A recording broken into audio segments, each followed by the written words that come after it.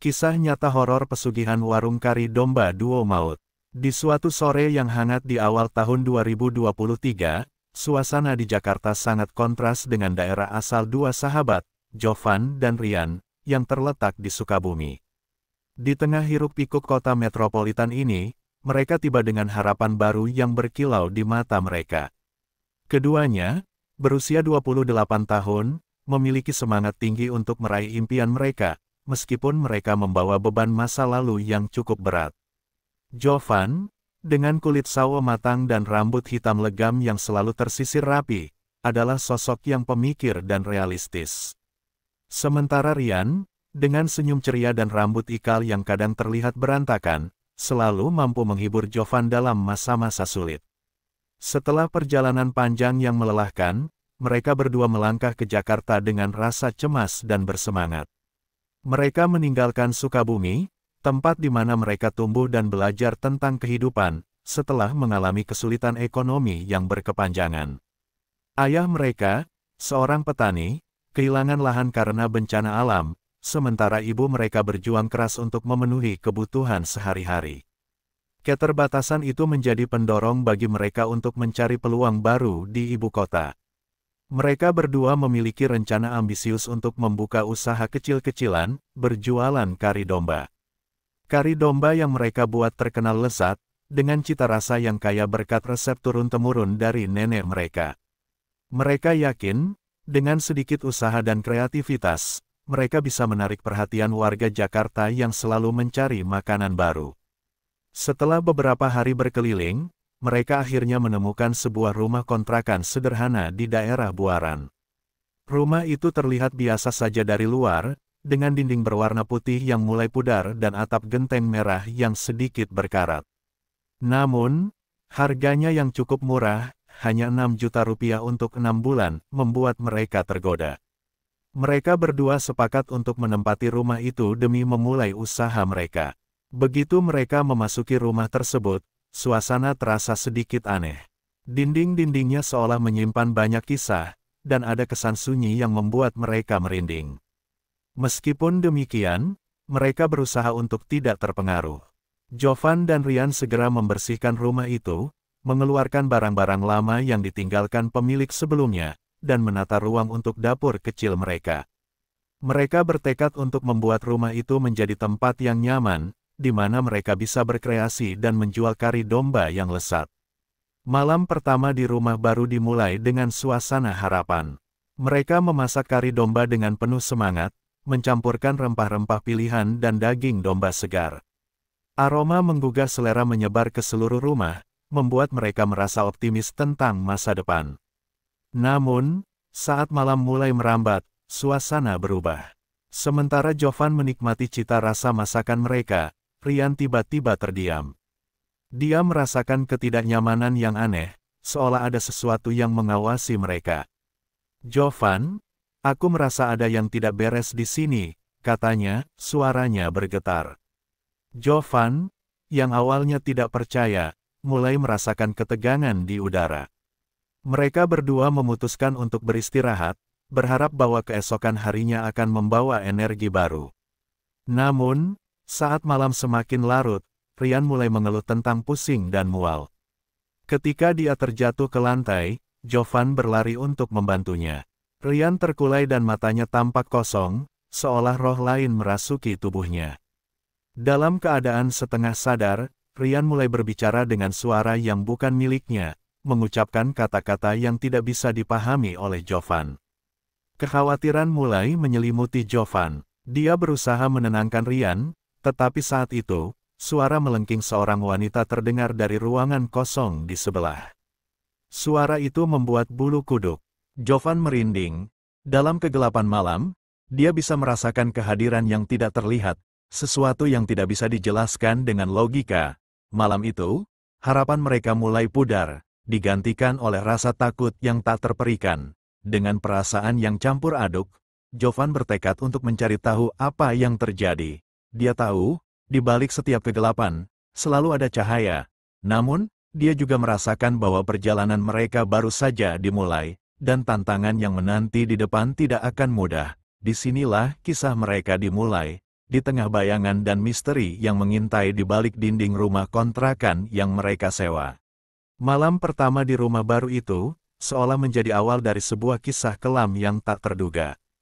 Jovan dan Ryan, yang sebelumnya penuh semangat, kini merasakan ketegangan yang menjalar di dalam diri mereka. Setelah Ryan jatuh sakit dan berbicara dengan suara yang bukan miliknya, Jovan merasa seolah dunia sekitarnya mulai bergetar, menciptakan ketidakpastian yang mengguncang hati dan pikirannya. Setelah kejadian aneh itu, Jovan berusaha menenangkan Ryan yang terkulai lemah di lantai dapur. Dia menyentuh dahi sahabatnya, merasakan panas yang tak biasa. "Ryan, bangun. Ayo, kita perlu mencari bantuan." Jovan berteriak panik, mencoba mengguncang Ryan dari keadaan trans yang mengerikan. Namun, seolah-olah ada kekuatan lain yang mengendalikan sahabatnya, Ryan tidak memberi respons. Matanya tetap kosong, menatap ke arah sesuatu yang tidak terlihat oleh Jovan. Ketika Ryan akhirnya tersadar, dia terlihat bingung dan ketakutan. "Jovan, ada sesuatu di sini. Aku merasa, ada yang mengawasi kita," katanya dengan suara bergetar. Jovan mencoba untuk tetap tenang, meskipun jantungnya berdebar kencang. Dia mengingatkan dirinya bahwa mereka baru saja tiba di Jakarta, dan mungkin saja ini hanya efek kelelahan setelah perjalanan panjang dari Sukabumi. Namun, saat mereka berbaring untuk tidur, ketegangan di udara semakin terasa. Suara-suara aneh mulai menggema di dalam rumah. Suara ketukan pelan di dinding, seolah-olah ada seseorang yang mencoba menghubungi mereka dari sisi lain. Jovan menoleh ke arah Ryan, yang tampak gelisah, menggaruk-garuk lengan dengan wajah pucat. "Kau mendengarnya juga, kan?"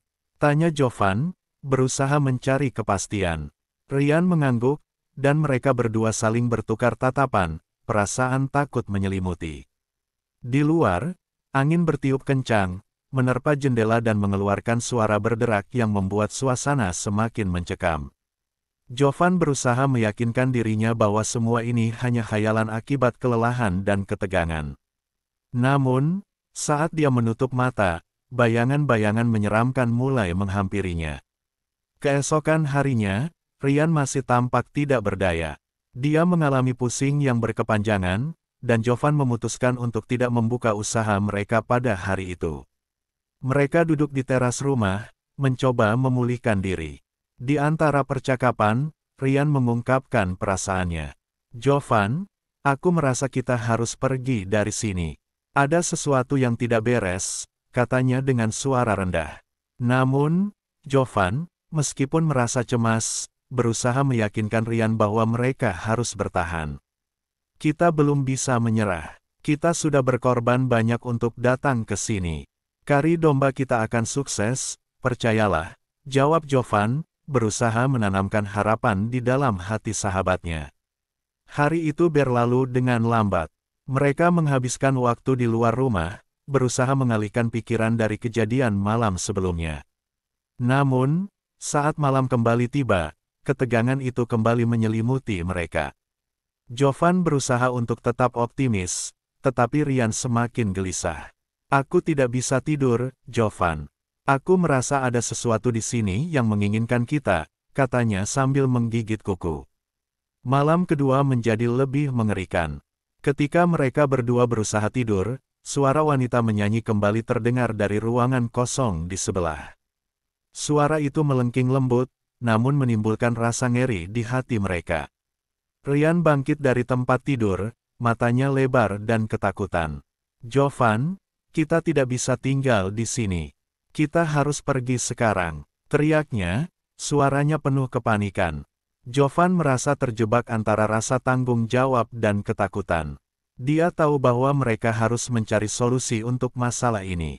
"Baiklah, kita akan mencari bantuan. Mungkin ada yang bisa membantu kita," jawabnya dengan tegas. Ryan mengangguk, tetapi Jovan bisa melihat keraguan di matanya.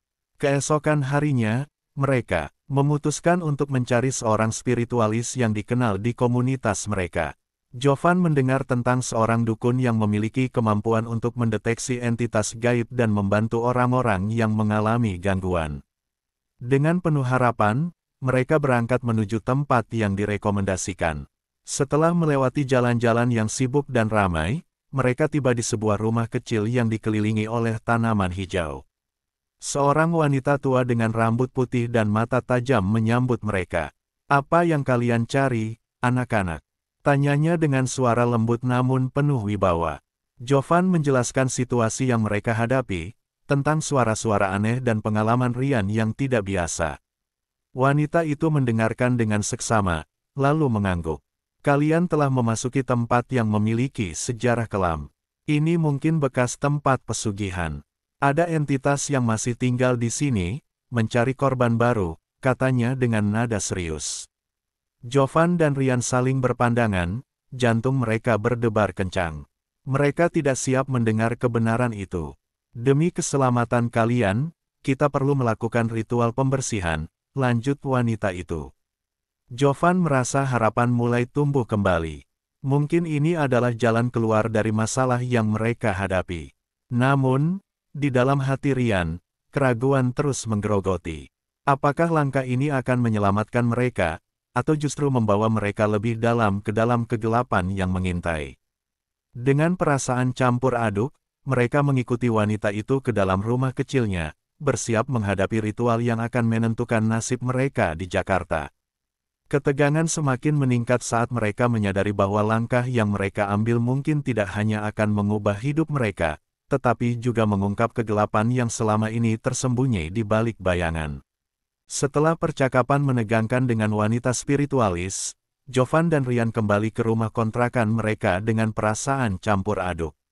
Sambil berjalan, Jovan berusaha menenangkan Ryan yang tampak semakin gelisah. "Kita akan melakukan ritual pembersihan. Ini akan membantu kita mengatasi apapun yang ada di sini," ujarnya, berusaha meyakinkan sahabatnya. Sesampainya di rumah, mereka mulai mempersiapkan ritual sesuai dengan petunjuk spiritualis. Jovan mengeluarkan beberapa barang yang mereka bawa dari Sukabumi, termasuk foto-foto keluarga dan beberapa benda yang diyakini memiliki kekuatan positif. Di tengah ruang tamu, mereka meletakkan sebuah meja kecil yang akan digunakan sebagai altar sementara. Ryan mengumpulkan bahan-bahan yang diperlukan, seperti garam, air, dan lilin putih. Mereka juga mencari tanaman yang diyakini bisa mengusir roh jahat, seperti daun pandan dan bunga melati. Dalam suasana yang mencekam, mereka mulai menyiapkan segalanya, meskipun ketegangan di antara mereka semakin terasa. Ryan tampak semakin tertekan, matanya terus melirik ke sudut-sudut ruangan, seolah mengantisipasi kehadiran sesuatu yang tidak terlihat. Ketika malam tiba, mereka menyalakan lilin dan menyebarkan garam di sekitar meja. Jovan mengatur posisi duduk mereka, menghadap altar yang telah mereka siapkan. "Kita harus fokus dan percaya pada diri kita," Jovan berusaha memberikan semangat kepada Ryan. Namun, Ryan hanya mengangguk lemah, wajahnya masih menunjukkan kecemasan. Dengan suara pelan, Jovan mulai mengucapkan mantra yang diajarkan oleh wanita spiritualis. Dia meminta perlindungan dan pembersihan dari segala hal negatif yang mengganggu mereka. Ryan mengikuti dengan suara yang bergetar, tetapi dia tidak bisa menahan rasa takut yang menggigit. Selama mereka melakukan ritual, suara-suara aneh kembali terdengar, mengganggu konsentrasi mereka. Suara ketukan pelan di dinding, disusul oleh bisikan yang samar, seolah menantang mereka untuk melanjutkan. Saat Jovan melanjutkan mantra, tiba-tiba lampu di ruangan mulai berkedip. Jovan menatap Ryan, yang tampak semakin panik. "Ada yang tidak beres, Jovan," teriaknya. Keadaan semakin tidak terkendali. Lilin di meja mulai bergetar, seolah ada angin yang berhembus di dalam ruangan, meskipun semua jendela tertutup rapat. Ryan melihat ke sudut ruangan, wajahnya pucat. "Aku merasa dia di sini," serunya. Jovan berusaha tenang. "Kita harus tetap fokus. Jangan biarkan dia menguasai kita," dia berteriak, berusaha mengalihkan perhatian Ryan dari ketakutan itu. Namun, Ryan tidak bisa menahan diri, dia berdiri dan berlari ke arah pintu, ingin melarikan diri dari kegelapan yang mengintai. Jovan menariknya kembali. "Ryan, tidak. Kita harus menyelesaikan ini." Dalam suasana yang semakin mencekam, Ryan mulai bergetar. Dia merasakan sesuatu yang tidak bisa dijelaskan, sebuah tekanan di dadanya, seolah ada yang mencoba menghimpitnya. "Jovan, aku tidak bisa. Dia ingin mengambilku," teriak Ryan, suaranya pecah. Jovan berusaha menenangkan sahabatnya, tetapi saat itu, Ryan terjatuh ke lantai, tubuhnya bergetar hebat. Jovan panik, tidak tahu harus berbuat apa. Dia terus mengucapkan mantra, berharap bisa mengusir entitas itu. Dalam keputusasaannya, dia meraih foto keluarga mereka yang diletakkan di altar, berharap bisa menarik kekuatan positif dari kenangan manis itu. "Keluarga kami, lindungi kami," teriaknya, menambah kekuatan dalam doanya. Tiba-tiba, suara wanita yang menyanyi di ruangan sebelah semakin keras. Jovan merasa terjebak dalam sebuah ruang yang tidak memiliki jalan keluar. Suara itu seolah menggelitik telinganya, memanggilnya dengan nada yang memikat namun menakutkan. Ryan masih tergeletak di lantai, matanya terpejam, seolah terjebak dalam dunia lain. Saat Jovan berusaha meraih Ryan, dia merasakan seolah ada sesuatu yang menariknya ke arah suara itu. Dalam keadaan setengah sadar, dia melihat bayangan seorang wanita dengan gaun putih panjang berdiri di sudut ruangan. Wanita itu tampak samar, tetapi Jovan bisa merasakan aura mengerikan yang mengelilinginya. "Kau sudah datang untukku," suara itu berbisik, membuat bulu kuduk Jovan merinding. Dalam sekejap, Jovan teringat akan petunjuk spiritualis. Dia tahu bahwa entitas ini tidak hanya mencari perhatian, tapi juga sebuah pengorbanan. Dia kembali berdoa, meminta perlindungan dan kekuatan untuk melawan bayangan itu. Dengan segala tenaga yang tersisa, dia mulai mengucapkan mantra dengan lebih keras, menegaskan keberadaan mereka di dunia ini, menolak untuk dikuasai. Mendengar suara Jovan yang semakin kuat, Ryan perlahan membuka matanya. Dengan sisa-sisa kekuatan, dia berusaha bangkit. "Jovan, kita harus pergi dari sini," teriaknya, tetapi Jovan tetap berusaha berfokus pada ritual. Ketika suara wanita itu semakin dekat, Jovan merasa seolah dinding-dinding rumah bergetar. Dalam momen yang penuh ketegangan, lampu tiba-tiba padam, menyelimuti mereka dalam kegelapan total. Jovan merasakan jari-jarinya mencengkeram sesuatu, entah itu Ryan atau meja altar. Dalam ketidakpastian itu, dia mengucapkan satu mantra terakhir, berharap bisa mengusir entitas itu selamanya. Dengan sekejap, cahaya kembali menyala. Namun, bayangan wanita itu telah menghilang. Ryan terengah-engah, wajahnya masih pucat. Jovan tampak lelah, tetapi ada rasa lega yang mengalir di dalam dirinya. "Kita berhasil, untuk sementara," katanya, meskipun dia tahu bahwa perjuangan mereka belum berakhir. Keduanya terdiam, terperangkap dalam keheningan yang mencekam. Mereka tahu bahwa entitas itu mungkin tidak pergi, tetapi mereka telah mengambil langkah pertama untuk melawannya. Namun, Ryan masih merasa ada yang tidak beres. "Jovan, kita harus pergi dari sini," katanya dengan suara bergetar. Jovan tahu bahwa mereka harus melakukan sesuatu sebelum kegelapan itu kembali. Dengan hati yang berat, mereka bertekad untuk mencari solusi lebih lanjut. Mereka perlu menemukan cara untuk benar-benar membebaskan diri dari bayangan yang mengintai, dan perjalanan itu baru saja dimulai.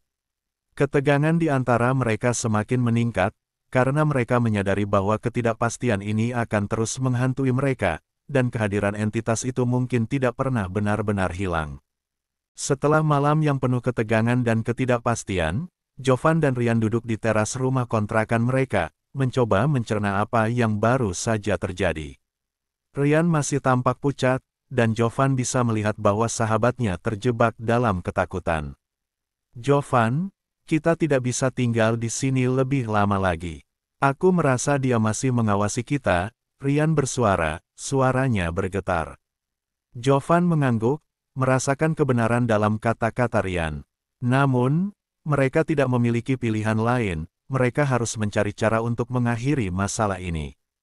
"Kita perlu kembali ke spiritualis itu.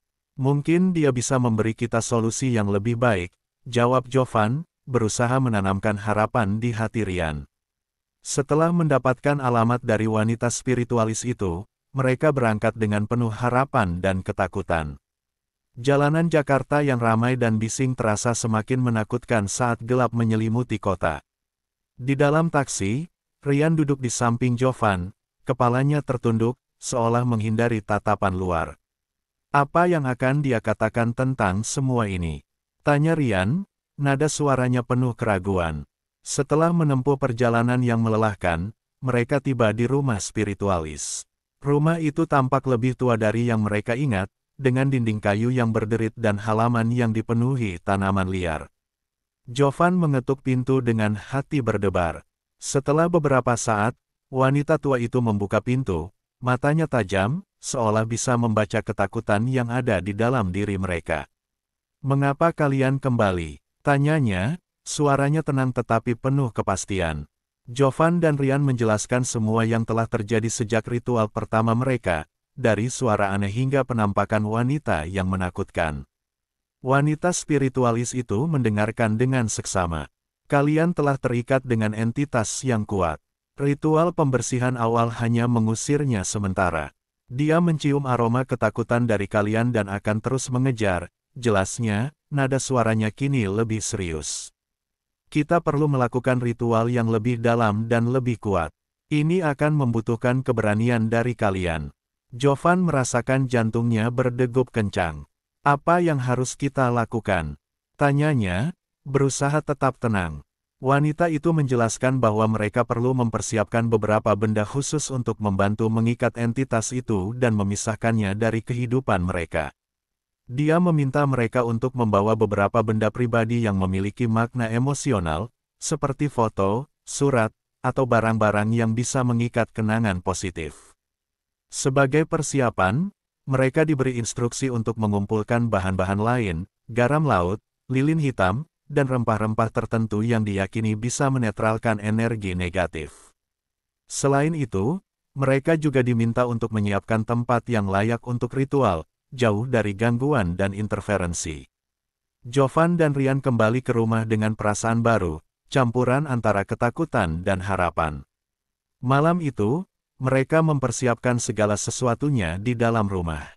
Jovan mengatur altar dengan hati-hati, meletakkan foto-foto keluarga, barang-barang berharga, dan bahan-bahan yang telah mereka kumpulkan. Rian terlihat lebih tenang saat dia meraih barang-barang yang memiliki makna bagi mereka. Mereka berdua berusaha mengingat kenangan indah yang bisa menguatkan semangat mereka.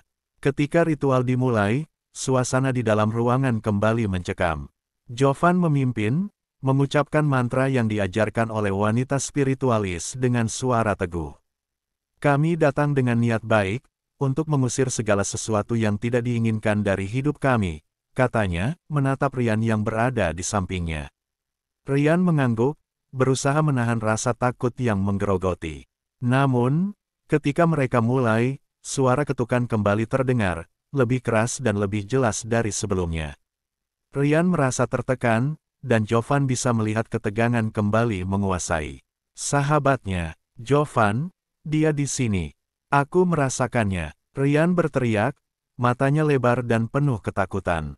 Dalam sekejap, lampu berkedip-kedip, dan Jovan tahu bahwa mereka harus bertindak cepat. Bersama-sama, mereka melanjutkan ritual, menambahkan garam di sekitar altar. "Kami tidak takut, kami menolak kehadiranmu," teriak Jovan, suaranya bergetar tetapi penuh semangat. Dalam ketegangan itu, bayangan wanita itu mulai muncul di sudut ruangan, sosoknya samar namun menakutkan. Jovan berusaha untuk tidak melihatnya, tetap berfokus pada doa dan mantra. Saat Jovan mengucapkan mantra dengan lebih kuat, bayangan wanita itu mulai bergerak, seolah-olah terikat oleh kata-kata yang mereka ucapkan. Rian berteriak, "Dia ingin mengambilku. Jovan, tolong." Suara Rian membuat Jovan semakin bersemangat. Dia berusaha menyalurkan semua energi positif yang ada di dalam dirinya. Dalam momen dramatis, saat Jovan mengucapkan kalimat terakhir mantra, lampu tiba-tiba padam. Dalam kegelapan, mereka dapat mendengar suara wanita itu semakin mendekat, suara melengkingnya menjadi semakin jelas. "Kau tidak akan bisa pergi," ia berbisik, suaranya penuh ancaman. Jovan merasakan tekanan yang luar biasa di ruang tersebut. Dalam keadaan gelap, dia tahu bahwa mereka berada di ambang batas. Dengan sisa-sisa kekuatan, dia menggenggam tangan Ryan, kita tidak sendiri. Kita bersama. Dia mengingat semua kenangan bahagia yang telah mereka lalui, dan dengan semangat itu, dia mengucapkan satu mantra terakhir, memanggil semua energi positif yang ada dalam diri mereka. Sekejap, cahaya terang kembali menyala, dan wanita itu tampak terjebak dalam cahaya. Dengan teriakan yang menggema, sosok itu menghilang, meninggalkan mereka berdua dalam keheningan. Jovan dan Ryan terengah-engah, masih berpegangan satu sama lain, jantung mereka berdegup kencang. Setelah momen menegangkan itu, mereka tahu bahwa mereka telah melewati sesuatu yang sangat menakutkan. Namun, ketegangan masih tersisa dalam hati mereka. Apakah kita berhasil? Tanya Ryan, suaranya masih bergetar. Jovan hanya bisa mengangguk, merasakan beban yang sedikit lebih ringan di dalam dirinya. Mereka berdua duduk di lantai, terengah-engah, sambil merenungkan apa yang baru saja terjadi. Mereka tahu bahwa entitas itu mungkin tidak sepenuhnya pergi, tetapi mereka telah mengambil langkah besar untuk membebaskan diri dari kegelapan. Ryan menatap Jovan, kita harus tetap waspada. Kita tidak bisa menganggap ini selesai. Dengan semangat baru, mereka berdua bertekad untuk tetap berjuang, untuk tidak membiarkan ketakutan menguasai hidup mereka. Meskipun mereka telah menghadapi kegelapan, mereka tahu bahwa ikatan persahabatan mereka akan selalu menjadi cahaya yang memandu mereka keluar dari bayang-bayang. Namun, benih keraguan tetap tersisa, menunggu untuk tumbuh di masa depan ketika mereka berhadapan dengan rahasia dan kegelapan yang belum sepenuhnya terungkap.